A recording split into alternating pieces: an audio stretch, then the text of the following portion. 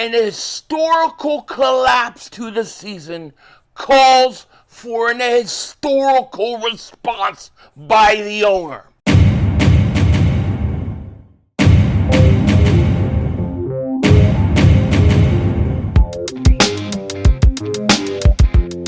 Dallas still stinks. You might do it. King Dingbat here. Hope everybody's having a great day. Hope you guys are doing. Hope you hanging in there.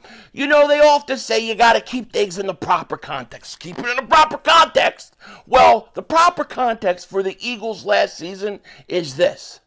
An epic collapse of historical proportion calls for an epic response of historical proportions. And that's what the Eagles are going to have to do to fix this thing. Now, before we get into it, I just got to say this. I will be streaming both playoff games on Sunday, and I'm going to look to stream the Saturday evening playoff game as well. I just got to work some logistics out with some stuff schedule-wise. I believe that game is the Green Bay 49ers game. That may be a little bit better than we think. So if you guys want to hang out, you want to talk Eagles, watch the game, laugh at the Cowboys, come hang out. It should be a lot of fun. Now, I got to tell you, I am a little bit baffled by some of the things I'm seeing this week, especially by some of the stuff in the media. I believe that the biggest problem for this team that has to be addressed before you can talk about stuff like, Jalen Hurts this season, or the lack of linebackers, or Nakobe Dean, or Jordan Davis not being in shape, or Kevin Byard not being able to tackle. Before you could address all these things, we've got to address the biggest problem on this team, and that is simple. The Eagles team quit on this coaching staff. They quit. They look disinterested. Now, mind you, it is the strangest thing I've ever seen. Because if you look at every game, including that Buffalo game, the narrative of the team was this. They're relentless. They don't stop coming after you. They're a championship heart. They're all these positive things. You had that, and then that's leading up to the Buffalo game. Then when you get from the 49ers game to the end of the year, you get what? This team looks disinterested. This team looks like they don't know what they're doing. This team looks like they couldn't tackle a Philly 500's uncle after he took all his liver pills at 90 years old trying to run across the street with his cane. They couldn't tackle him. They look totally lost, totally disinterested, look like a team that had no heart or giddy up at all.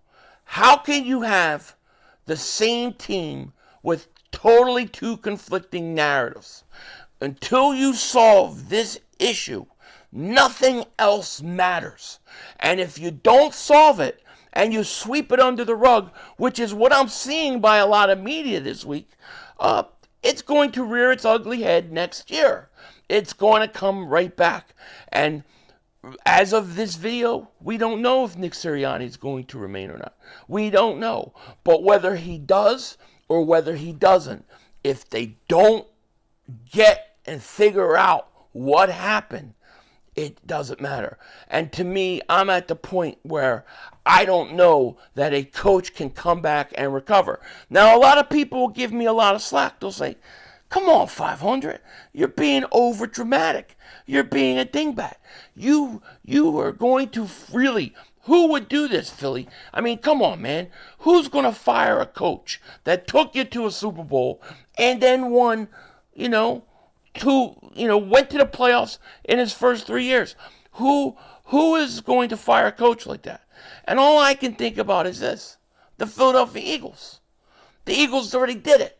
They fired a Super Bowl winning coach who then went to 2 more playoff seasons. 3 straight years in the playoffs with a Super Bowl win, and they let him go. All right? So nothing is impossible.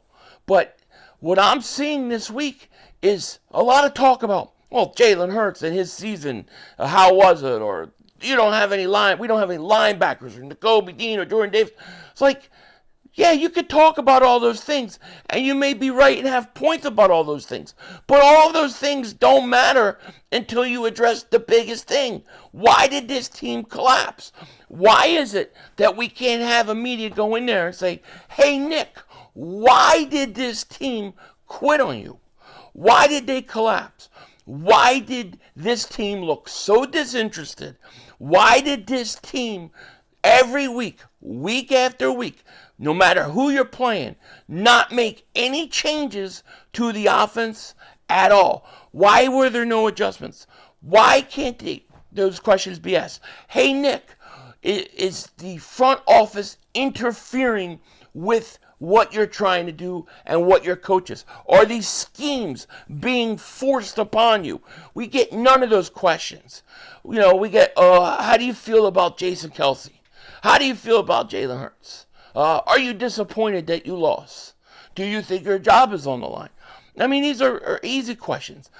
The real big questions we don't hear from, because I don't think that they want to ask those questions, because if they do ask those questions and the Eagles front office doesn't like it, it's never good for the media guys like that. That's the way the NFL is. A lot of these guys won't go certain places because if they do, they might not be able to get into another press conference, or they may not get the access that they want. So a lot of these things we just don't know.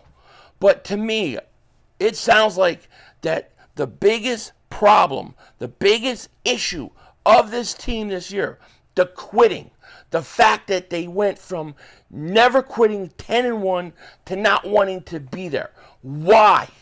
Whose fault was it and why? And until they fix that, nothing is going to change. And it won't matter. If Nick Sirianni is the problem and he doesn't address it and the Eagles don't figure out why these players quit on him, then guess what's going to happen? They're going to quit on him next year. You're going to be 2-4, 2-5, and they're going to fire him. And we're going to say, what a waste of a season. Could have done that last offseason. We've got to know why this team, why they responded. And people say to me, listen, they're 11-5. Relax, Philly. You know how hard it is to win 11 games? Well, yeah, it is hard to win 11 games. But this is far from normal. This isn't just a situation where, you went out there and you won 11 games and you just lost in the playoffs. No, you were 10-1. 10-1. 2 games up on first place. And the team stopped playing for the coach. They stopped. You could see in the games when the point where you knew that they lost. I'll never forget the Dallas game. Dallas is up 7-0. Eagles are driving. Jalen Hurts fumbles on a scramble down to the 9-yard line. The body language when he got up, when those players walked off the field, it was over. It was done. You knew they were going to lose that game. The Giants game, 4th and 6 at your own 48 first quarter. You don't get it. Boom. Done. You knew they were going to lose the game right there. You could tell with the body language, this team, when they quit. The Arizona game, when they did the onside kick, Arizona did the onside kick, and they got it. It was over. It was done. They couldn't stop them. They couldn't tackle anybody. They couldn't make a stop on anything. I understand Fletcher Cox, Jalen Hurts, all these guys are going out there and they're saying, we like Nick Sirianni. We think he's a winning coach. We know all these things. We're going to fix this. We're going to fix that. But your eyes tell you something different when you watch these games. Something was off. And they've got to figure out what it is. And I don't have the answer. I don't know. I don't know that it's 100% Nick Sirianni's fault. I think that's who's to blame because he's the coach. He's the one saying it's his play calling. But I don't know if the front office and Howie are saying, this is what scheme you're going to run on defense. This is what scheme you're going to run on offense. Or did Howie Roseman, did they call down and say, you've got to fire Desai. You got to replace him with Patricia. We brought Patricia in to look over his shoulder a whole time. And now we want, after 2 losses to 49ers and Dallas, we want you to fire him. And then that totally screwed everything up. I don't know what it was.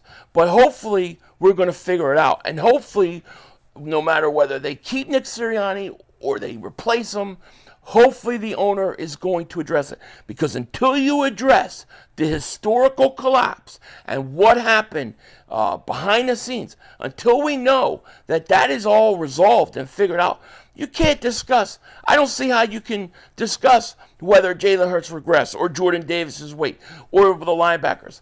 All those kind of things, to me, is not going to matter if you have a team that does not play for the coach or for the coaching staff, whatever it is.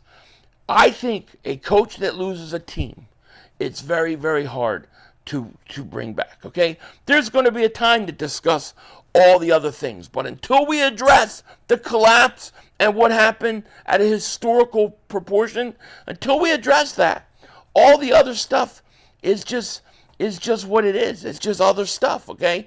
I mean, like we could talk about the reports about T.J. Edwards today, right? Clay Harbor said this. T.J. Edwards wanted to remain on the Pound Eagles in the offseason. However, Howie Roseman never reached out to him to speak, let alone make any offers to him. He went on to have an excellent season with the Bears while the Eagles struggled with all the linebackers. All that is true. All of it is true. But at the end of the day, until you figure out why this team collapsed and why they quit on their coach, and they did. Listen, they quit. They quit.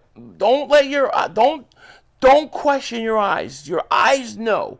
We all know in the deep down that this team stopped playing for this coaching staff for whatever the reason is, okay? We need to know why. We need the answers. And those answers will determine whether you keep the coach or not. To me, as of what we know, I don't see how you could bring him back. But we'll figure it out, and maybe many of you guys won't even see this video because we'll be too busy talking about what happened in the meeting with Sirianni, Lurie, if Lurie fires him. I'm assuming the meeting's probably going on right now. But if for some reason the Eagles don't fire him yet or don't make a decision, then you'll be seeing this video. Otherwise, this will end up on my channel membership video. But here's the thing. I think there's a lot of different issues to work out, to resolve. But you can't tell me that we witness not just an historical, epic collapse that hasn't been seen before. I've never seen a team go from championship heart and doesn't quit to a team that looks like they don't want to be there. Even the announcers in the game versus the Buccaneers said the Eagles looked disinterested when they arrived in Tampa.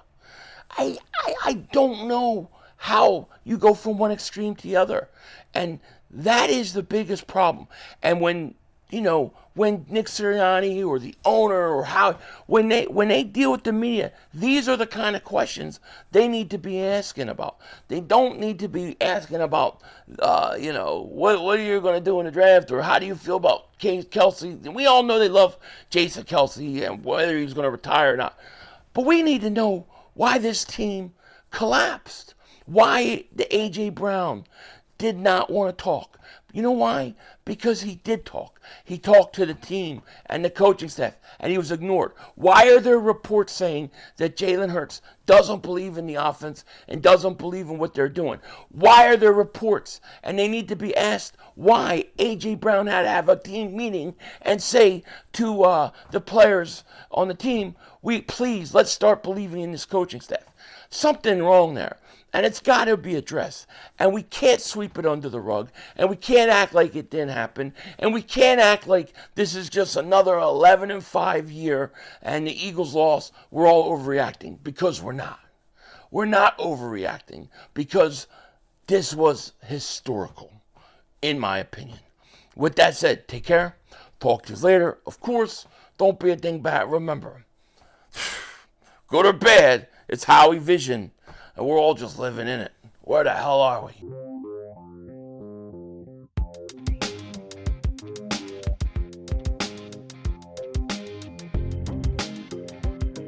So it looks like Brian Johnson got his third interview as possibly being a head coach. He interviewed with the Atlanta Falcons. I still think that looks like Belichick is going to end up in Atlanta. But listen, people are interviewing Brian Johnson, and I wonder what the narrative in the NFL with teams and other organizations are. I wonder if they feel this was a Nick Sirianni problem more than anything else. And if Brian Johnson doesn't get a head coaching job and the Eagles do keep Nick Sirianni, could they possibly keep Nick Sirianni and Brian Johnson?